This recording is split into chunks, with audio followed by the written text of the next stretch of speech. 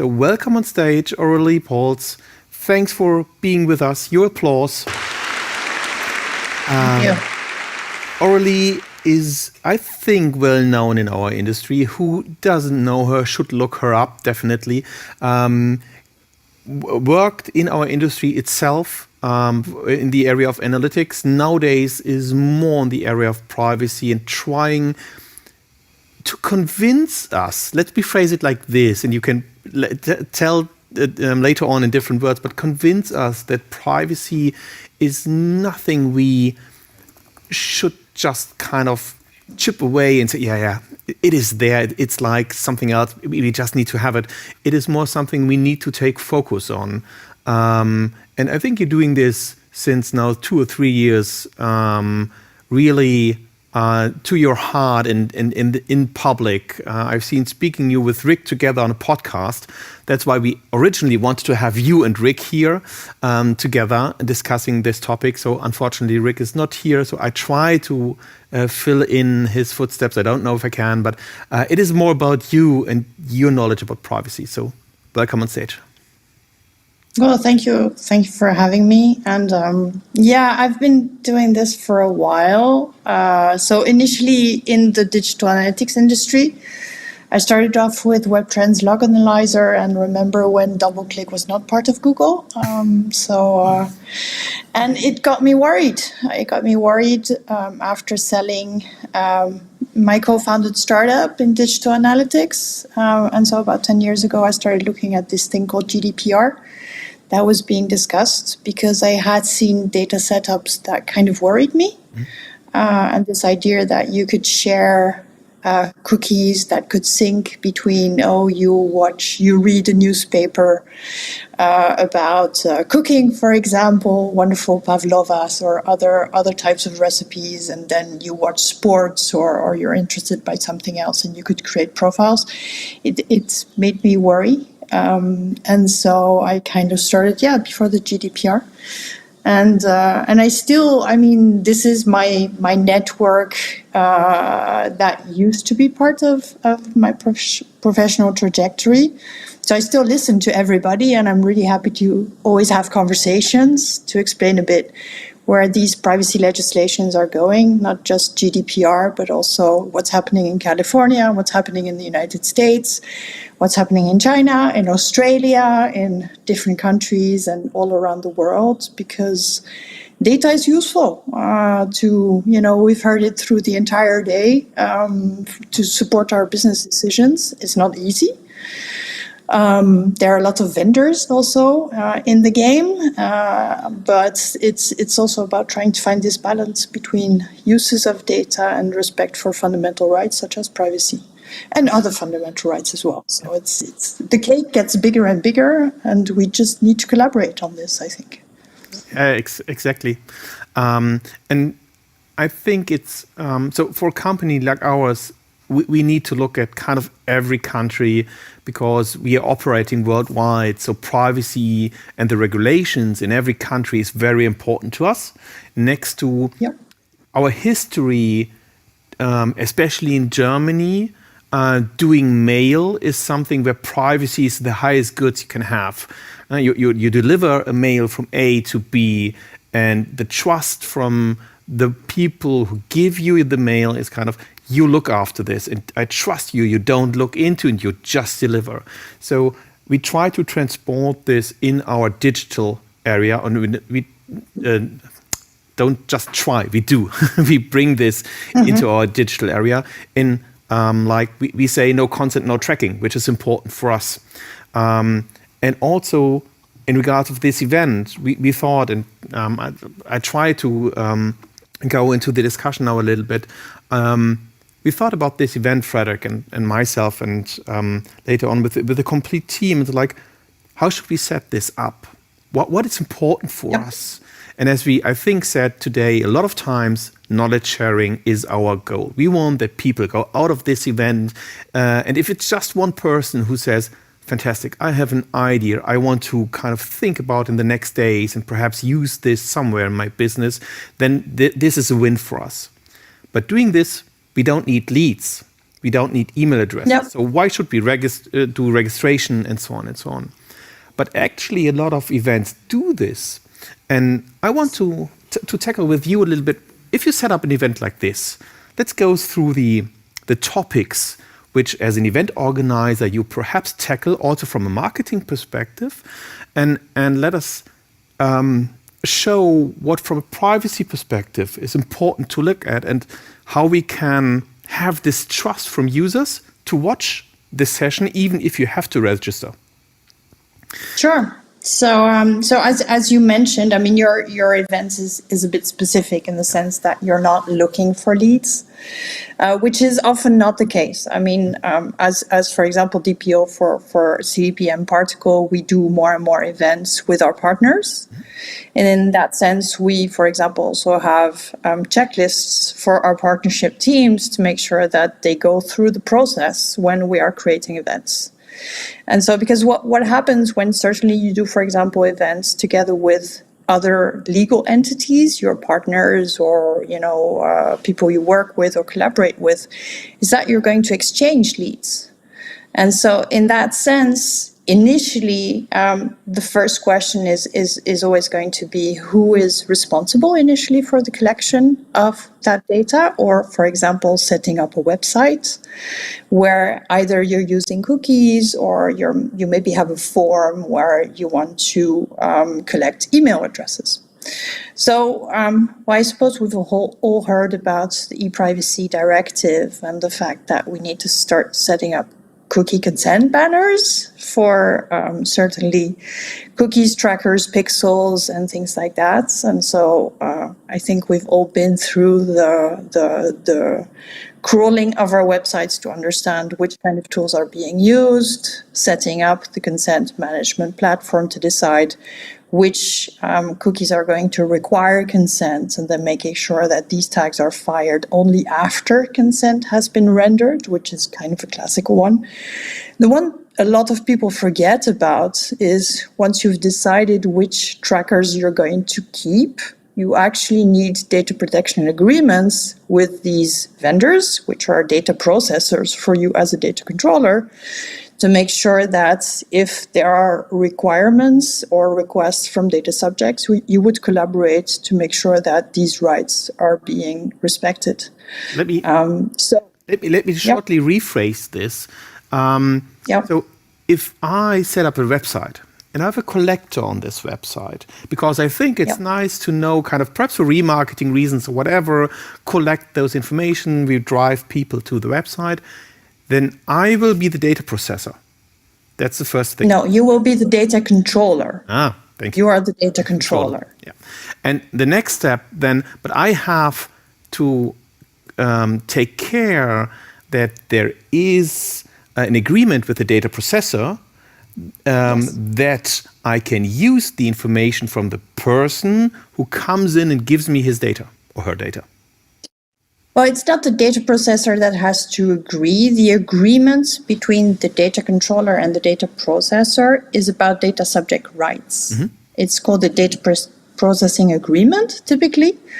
It's defined inside the GDPR. Any data processor has to have a contract with the data controller because you are processing personal data on behalf of the data controller, so you're responsible, and that responsibility is going to be defined within a contract. Mm-hmm. And so this is why we need data protection agreements. And so typically when you look at all the cookies that are being fired on the website, normally you should have a DPA with these data processors. But so if I have on my website some remarketing tool, I don't want to name any vendors because there's so many outside, but some remarketing tools, and I have an analytics tool, and perhaps even both are combined because I want to get more purpose, we heard this today, out of my data, then I need to have this contract with both companies, with the remarketer and the analytics company, because we're connecting the data, correct?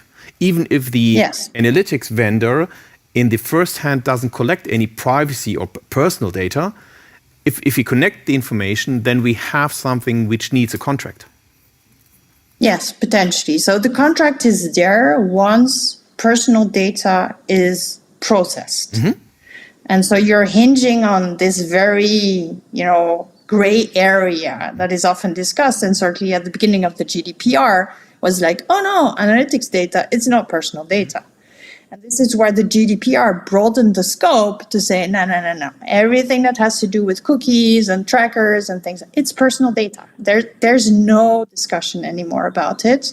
So indeed, you need to have a contract in place, and you need also to have, on top of this, a lawful basis for processing your data and a specific purpose. So what you mentioned here is one of your purposes would be audience measurement. How many people come to my page, website, things like that, which is not the same thing as, I want to use that data for remarketing.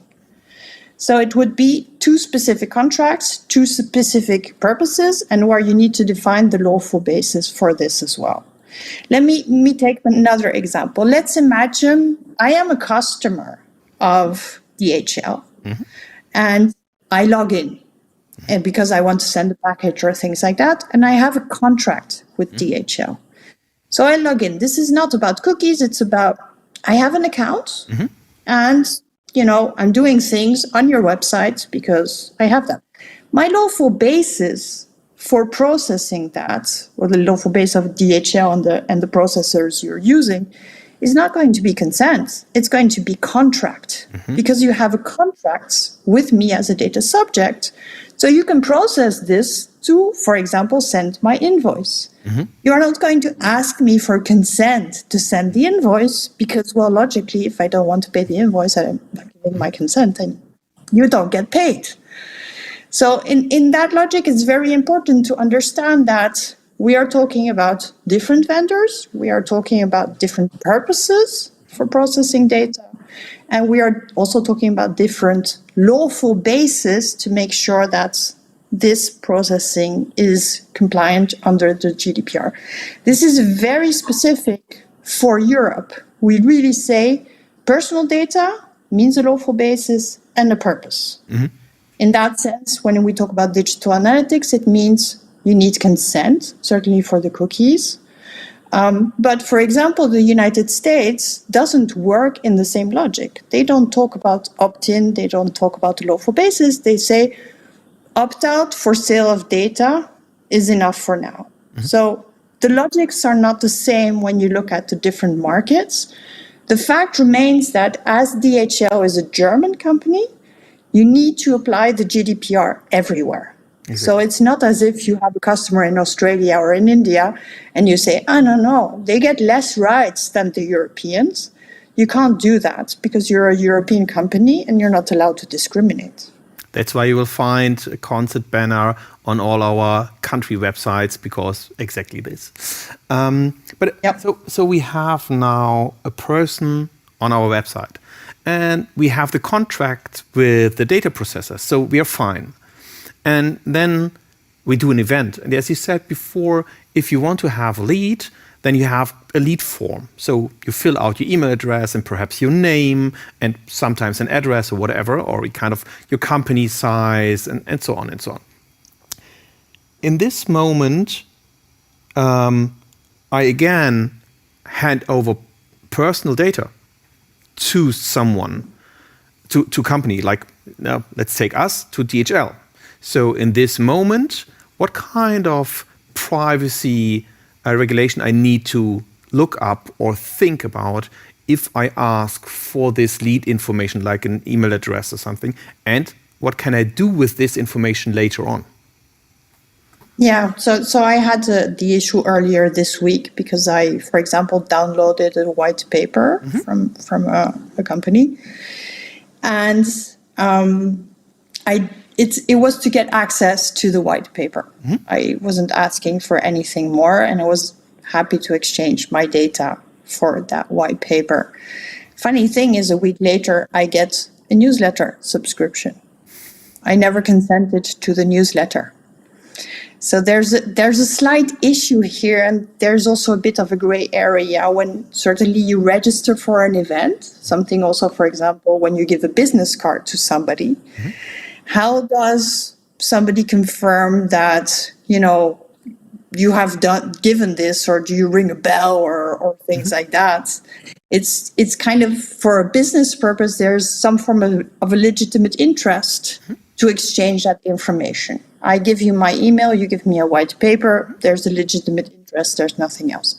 However, if that company wants to register me to the newsletter, normally in that form, I should have like a little notification and a tick box that I would tick to say, yes, please add me to the newsletter. And so it was interesting because that company basically subscribed me by default to the newsletter, whereas I didn't want that.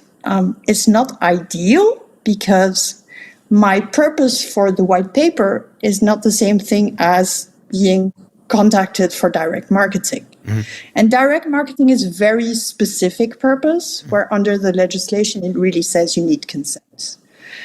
So companies need to be a bit, careful about who they add to their newsletter. It's not because I download content from you that I actually, am interested in hearing from you on a regular basis. It's not the same thing. What if you brought up the example, and I've seen this often. What if two companies collaborate and do a white paper together? So one company is bringing the white paper on this website and say, hey, here's the white paper, and if you tick mark here, you get our newsletter. Can this company give this lead who is subscribed to a newsletter also to the other company, or is there another consent needed? Yeah, so it's an interesting case because it's a bit the same thing as doing events, with partners, something we do quite a lot. And the thing is, once as a data controller, you collect the personal data and you share it with another company that's going to do something, you don't know what they're going to do with it. It's their choice. You as a data controller are basically passing on the data to another data controller. It's not as if it's a system that's going to process data on your behalf, on your instructions. It's really another legal entity that's going to do something with that. So what is required to be able to pass that on is, first of all, the data subject needs to agree. Yes, I consent for you to share that data with me. With that other company. And what you also need is a controller-to-controller agreements to make sure that if the data subject goes to you and says, hey, Till, it was fun, we had a lot of interactions, but I don't want to share my data with you anymore, and I would like you to delete it, then under that controller-to-controller agreement, DHL would have to contact that company and say, hey, Aurélie asked for her data to be deleted. Due to our contract, you have to do that as well. So I am notifying you of that request. Okay. And so this is to make sure that everybody uses the data according to the choices that the data subject has signaled to the different controllers. With this, we have already two consents below the form, right? We have one for, yes, I want to subscribe, and yes, please hand this information over to another company. Which makes the form already longer and could perhaps take trust away from you doing this. But let's say someone said yes, and yes, you get my data, you can subscribe me, and here you have the email address for the event. Now the event is happening, and after the event, we want to send out information in regards of the event, like, hey, thanks, and here's the recording and perhaps some slides or whatever, which I think is okay from what you just said.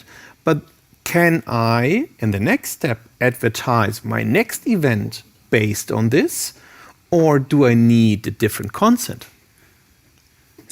Yeah, and this is where this notion of purpose limitation kicks in. So you've collected this information probably under legitimate interest, because this is not direct marketing. There's an exchange of useful information between the participants and you. Let's imagine you want to indeed say, oh, there's a next event coming. I'm just letting you know. The purpose is close enough to the initial relationship to say, okay, let's do that. We're fine with that. I think it's not too much of a problem. However, if under that email, for example, you say, and by the way, DHL has a new great service, then suddenly you fall into direct marketing. And this is not part of your lawful basis of legitimate interest and the initial purpose of sharing information around a summit. So these are kind of the questions that often arise is, what is the purpose for the data I'm currently sitting on? And this is also where we come into issues because that information rarely sits within the databases that we treat. You see the data, you know it's that person, you maybe know it's from a certain event, but this notion of why did I collect that information in the first place and what is the lawful basis beyond consent that I potentially have used is something you'll find in the disclaimers, in the documentation from the DPO or things like that, and is totally disconnected from the data that we actually sit on. And I think it's one of the major issues we are currently facing to make sure that all these processing activities are as lawful as possible. Yeah, I think the same. And I actually think that a lot of, so here, 2 or 3 players come into play where it's the analyst who collects user behavior on the website or remarketing data. It's even another player, perhaps is performance marketing doing this and close collaboration with analytics. But then you have the lead data, most likely in a sales database. So we have a sales team who comes in, and then perhaps you even have an event team which comes on top who wants to have the information for event or who originally collected the information for events.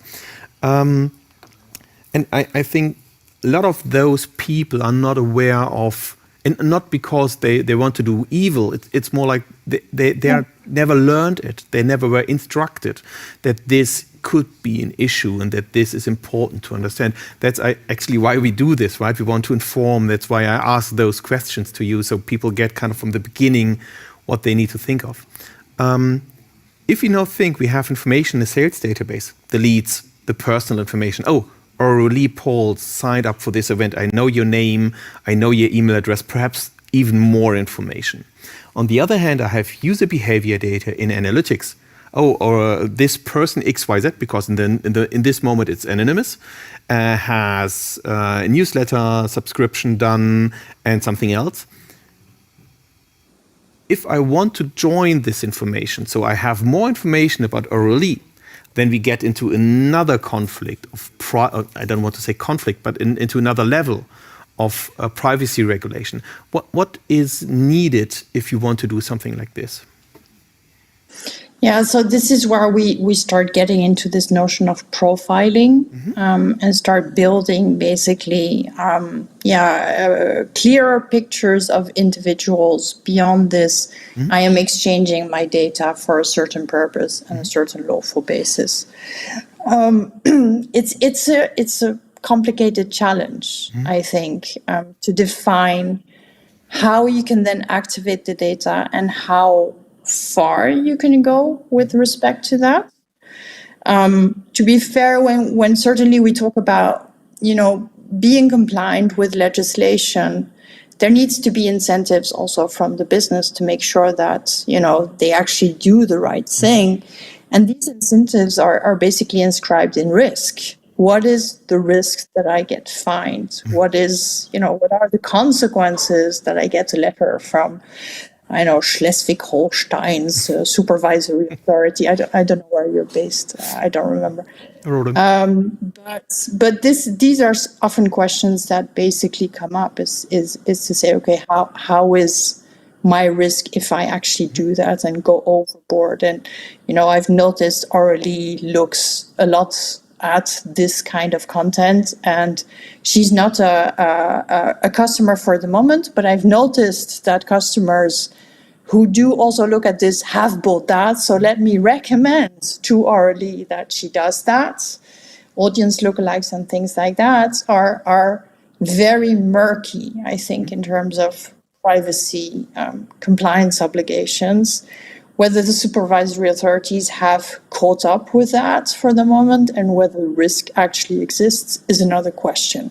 Okay. I know what we've often discussed, and I mean, Jim was on the call a bit earlier before, so the more American perspective, I'm saying this as a Dutch person, very direct. The American perspective was more just don't creep people out. Mm-hmm.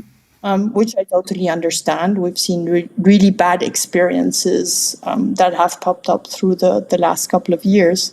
But I think analytics teams and certainly teams that activate the data and start creating these messages to kind of upsell, cross-sell, or actually just get these prospects to become customers, they need to start having conversations about what they would think is acceptable and what is not, on top of making sure they are as compliant as possible.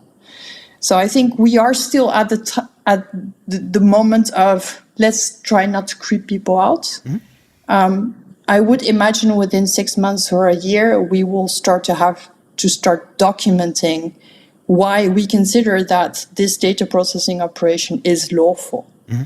And to be able to explain this in case a supervisory authority knocks on our door to say, hey, we got a complaint from a data subject who says they're not very happy with this. Can you explain to us why you did this and what were you thinking about? It's also very important to understand the difference in Europe and the United States is that in Europe, it's about making sure you can explain what you did. The supervisory authority is going to knock on your door and say, hey, we got this, tell me the story. It's not the same thing in the United States where we're seeing more and more class actions, first of all for data breaches, but there will be more. Mm. And so the risk is very different. So it's interesting to see that people say, oh, the GDPR, it's the worst, it's bad for innovation and blah, blah, blah. You can see it that way, but you can also see it in the way of it's actually good for data governance, it's good for data quality, it's good for trust, and it's actually good for making sure your risk level is kept under control, because we're just at the start of the journey around privacy. GDPR came out 4 or 5 years ago. I understand people are like, oh, nothing's happening, there's just been 1.2 billion euros in terms of fines last year. But it's not only about that. It's about the entire re-engineering you need to do with your data stack. And it's about making sure that, that data quality is there, that trust you build with your customers is something that you reinforce with your uses of data and not destroy because you have short-term KPIs. I think this small word of trust is the important thing in there, which we lose and we have lost in our industry a lot, or especially in the because of the advertisement industry with users on the internet. Aurélie, this 26 minutes fly by, so I could go further. So thanks for this. Thanks for bringing your privacy view on this. I know you're open for discussions on Twitter and on LinkedIn. I've seen you discussing there. So everybody who has questions, I saw that John had a question in the chat. I don't know if you're on YouTube, then you could go there. Otherwise, John, please hit up Aurélie on Twitter or LinkedIn with this question because I've seen a lot of discussions with you. Thanks a lot for your time. Thank you so much. This is your applause. Thank you, and thank you for that. Thanks, and have a great day. Thanks for being here. You too.